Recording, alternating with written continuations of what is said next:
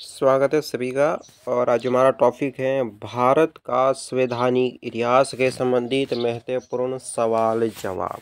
चलिए political science के सवालों को करते हैं शुरू। पहला सवाल, रेगुलेटिंग एक्ट कब पारित किया गया? जो रेगुलेटिंग दोस्तों एक्ट है वो कब पारित किया गया था? सही जवाब रहेगा 1773 ईस्वी में ये पारित किया गया था। अगला सवाल, भारत के गवर्नर जनरल को किस एक्ट के द्वारा अपनी समिति के निर्णय को अस्वीकार करने का अधिकार मिला? ध्यान रख लेना क्या सवाल पूछा है, भारत के गवर्नर जनरल का सवाल पूछा है, जिसको किस एक्ट है, किस धारा के तहत वो अपनी समिति के निर्णय को दोस्तों अस्वीकार कर सकता है?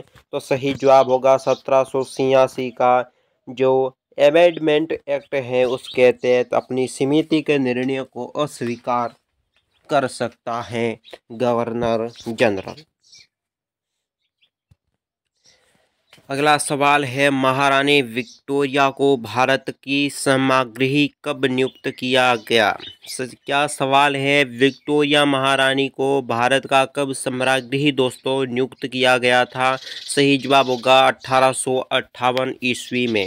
अगला सवाल देख लेते हैं, मार्लो मिंटो सुधार का क्या उद्देश्य था? मार्लो मिंटो दोस्तों जो सुधार अधिनियम है उसका उद्देश्य पूछा है। सही जवाब होगा पृथक निर्वाचन प्रणाली, यानी सही सुधार जो निर्वाचन करवाना सही तरीके से, यह है पृथक निर्वाचन प्रणाली।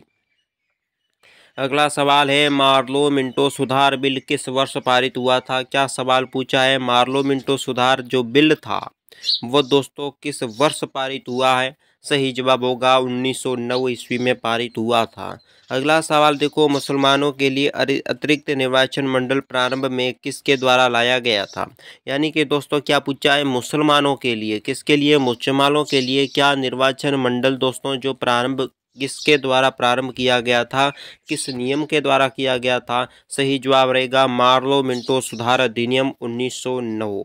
अगला सवाल देख लेते हैं, 1909 के इंडियन काउंसिल एक्ट में किस बात की व्यवस्था की गई थी? दोस्तों किसमें? 1909 ईस्वी में क्या था? इंडियन काउंसिल एक्ट था। उस एक्ट के तहत किसकी व्यवस्था की गई थी? सही जवाब होगा सांप्रदायिक प्रतिनिधित्व को व्यवस्था की गई थी। अगला सवाल है, मॉन्टेग्यू सेम्सफोर्ड सुधारों में प्रावधान का सार क्या था? किसमें दोस्तों? मॉन्टेग्यू सेम्सफोर्ड सुधारों में दोस्तों प्रावधान का क्या पूछा है? सार पूछा है। सही जवाब होगा प्रांतों में दोहरा शासन, प्रांतों में दोहरा शासन पूछा है। अगला सवाल है, भारत का संविधान लागू होने तक स्वतंत्रता के पश्चात भारत का शासन किसके अंतर्गत चलाया था?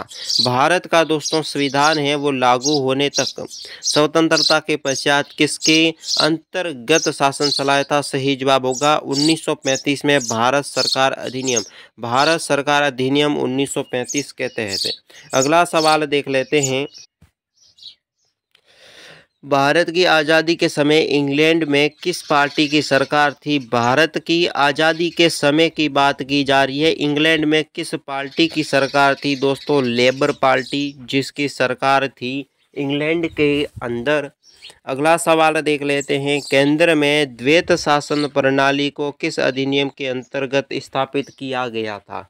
यानी कि दोस्तों केंद्र में पूछा है, द्वैत शासन प्रणाली है उसके अंतर्गत किस अधिनियम की स्थापना की थी? भारत सरकार अधिनियम 1935 की स्थापना है जो दोस्तों की गई थी। ठीक है, अगला सवाल है आपके लिए, भारत में सचिव पद किसके द्वारा निर्मित किया गया था? भारत में कौन सा पद दोस्तों? सचिव का पद है वो किसके द्वारा निर्मित किया गया था? सही जवाब होगा भारत शासन अधिनियम 1858 के तहत।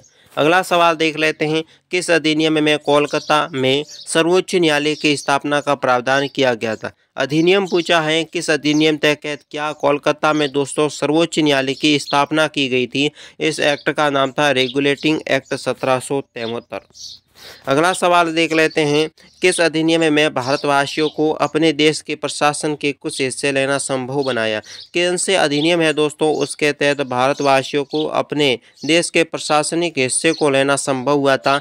चार्टर एक्ट 1833 में दोस्तों ये नियम लागू हुआ था। अगला सवाल देख लेते हैं, किस अधिनियम के अंतर्गत भारतीय विधान परिषद को बजट पर बहस करने की शक्ति प्राप्त हुई? विधान परिषद को बजट पर बहस करने की शक्ति प्राप्त हुई है, वो किस अधिनियम के तहत हुई थी? भारतीय परिषद अधिनियम 1892 ईस्वी को। अगला सवाल है, भारतीय का संघीय न्यायालय किस वर्ष स्थापित किया गया था?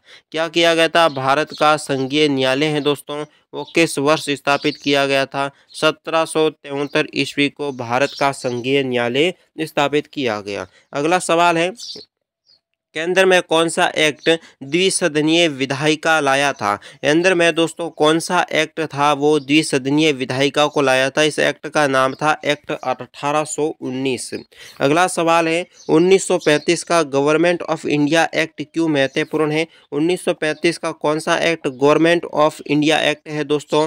ये एक्ट प्रसिद्ध क्यों है? सही जवाब होगा, भारतीय संविधान का प्रमुख स्रोत होने के कारण ये एक्ट दोस्तों प्रसिद्ध है। ठीक है, अगला सवाल है आपके लिए, भारत का वर्तमान संवैधानिक ढांचा बहुत कुछ किस पर आधारित है?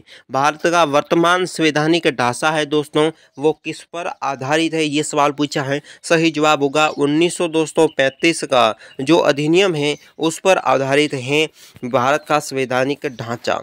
तो दोस्तों आज के वीडियो में बस इतना ही। चैनल को करें सब्सक्राइब, वीडियो को लाइक करें, दोस्तों के साथ शेयर कर दें। हमारे चैनल को अधिक से अधिक सपोर्ट करने की कोशिश करें, सब्सक्राइब बढ़ाने की कोशिश करें ताकि हमारा चैनल भी ग्रोथ हो सके और हम लाइव लेसन में मिल सकें। धन्यवाद। कैसा लगा कमेंट बॉक्स में ज़रूर बताएं वीडियो।